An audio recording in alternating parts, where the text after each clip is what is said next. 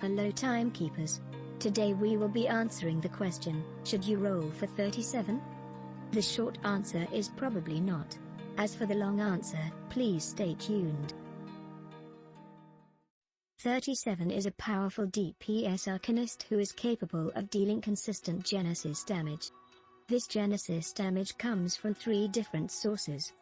The first source is her first incantation, Triangulation. Triangulation deals 140, 210, or 350% mental damage and 40, 60, or 100% Genesis damage depending on the incantation level. Triangulation also grants 1 stack of Eureka. The second source of Genesis damage is her second incantation, Curve Mapping. Unlike Triangulation, this is a mass attack incantation. Curve Mapping deals 70, 105, or 175% mental damage and 40, 60, or 100% Genesis damage depending on the incantation level. Curve Mapping also grants 37 a stack of Sturdiness. Unlike Triangulation, Curve Mapping does not innately grant Eureka stacks, but that is not a problem as 37's Insight 1 causes all her incantations to generate Eureka.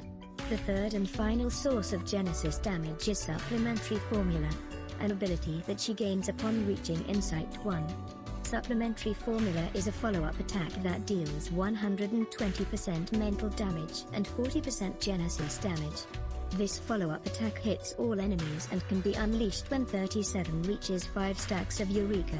As discussed before, 37 can gain Eureka stacks through using incantations, but other allies' follow-up attacks also grant her a Eureka stack at Insight 1.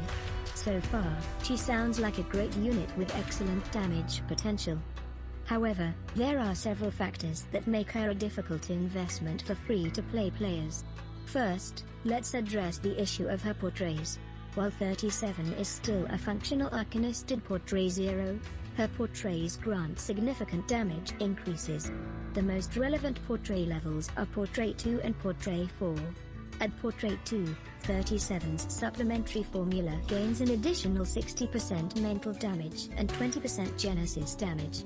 While this is by no means a massive damage increase, it is still quite hefty, especially when Portray 4 takes the increase to 240% mental damage and 80% Genesis damage.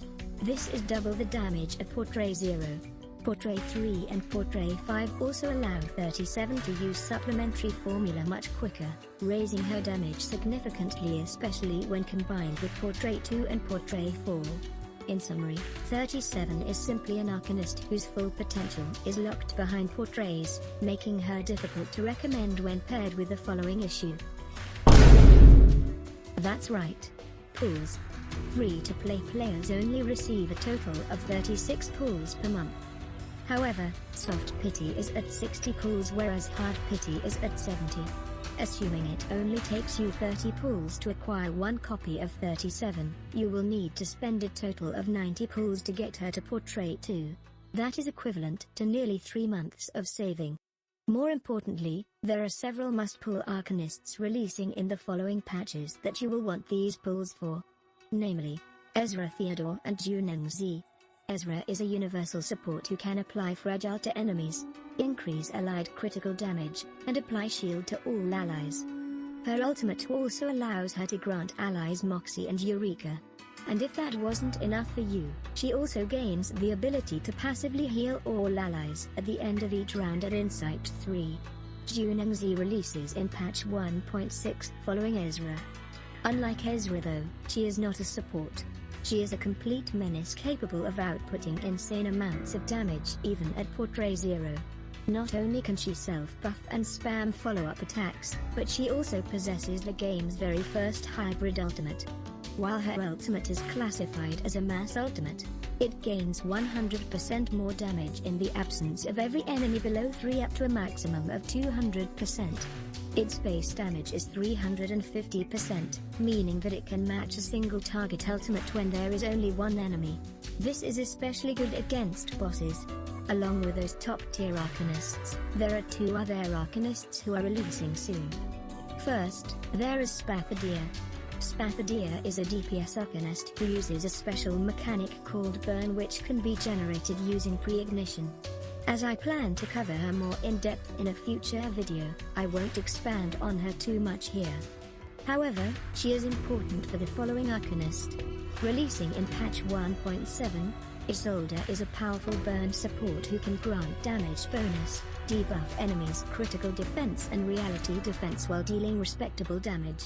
She plays around a special mechanic called heat, gaining heat stacks whenever an enemy loses burn stacks. When she gains enough heat stacks, she enters a special status which allows her to further enhance her team and deal damage using a passive attack called Intermezzo. Her kit meshes really well with Spathodea's crit-oriented insight bonuses while also enabling Spathodea to deal damage more frequently by granting pre-ignition stacks, alleviating some of Spathodea's AP concerns. While neither Spathodea or Isolde are must-pulls unlike Ezra or Jiu Niangzi, Isolde is really pretty and works well with Spathodea. Ultimately, whether you choose to pull for 37 or not is your choice, but the powerful Arcanists who are coming soon coupled with her Portray-centric strength increases make her tough to recommend for free-to-play players. That concludes my presentation on whether you should pull for 37 or not as a free-to-play player. Thank you for listening, and may the peace be with you.